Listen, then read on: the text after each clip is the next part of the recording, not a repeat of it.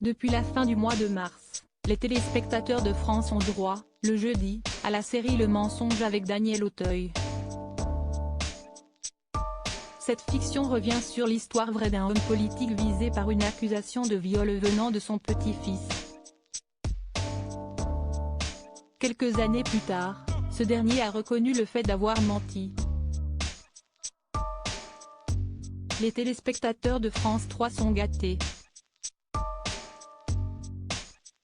Depuis la fin du mois de mars, la chaîne diffuse Le Mensonge, une mini-série basée sur des faits réels portés par Daniel Auteuil, Victor Meutlet, Catherine Alric, Grégoire Bonnet ou encore Charlie Bruno.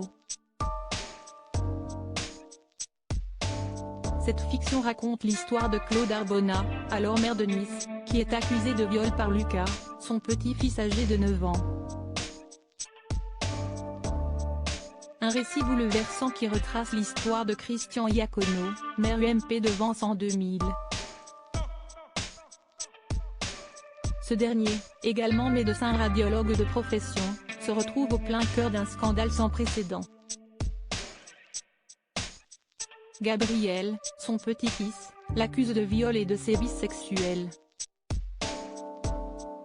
Le petit garçon affirme qu'il a été violé de ses 6 à 8 ans au sein du domicile de ses grands-parents.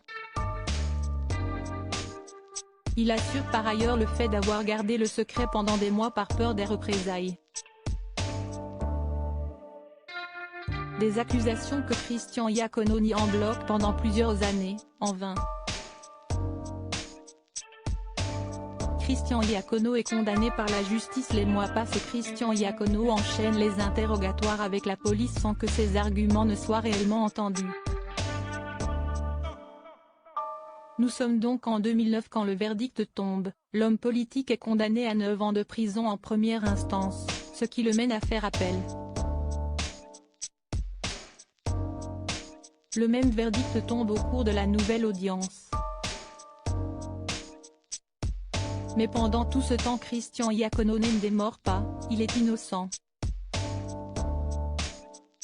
Si est finalement en mai 2011 que l'affaire connaît un nouveau rebondissement, Gabriel se rétracte et reconnaît le fait d'avoir menti. Alors âgé de 20 ans, le jeune homme révèle alors une nouvelle version à la police, celle qu'il aurait bel et bien été violé, mais pas par son grand-père. J'ai peut-être effectué une transposition, désigné mon grand-père à la place de quelqu'un d'autre, a déclaré le plaignant en 2011 auprès du Point. Un récit poignant.